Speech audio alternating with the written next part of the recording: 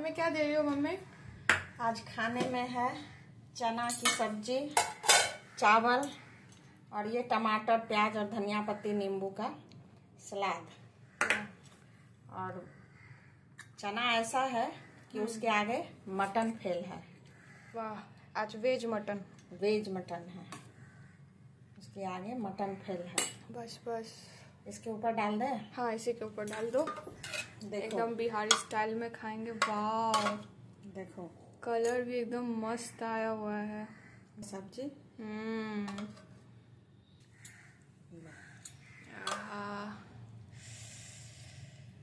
इसको लपेट लपेट के खाएंगे मस्त से। लपेट लपेट के खाओ।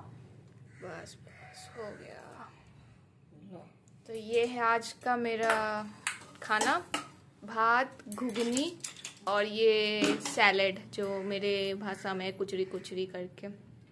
तो मैं चली खाने, मेरे मुंह में तो पानी अभी से आ रहा है। आप लोग लाइक सब्सक्राइब करना ना भूलें। Bye bye.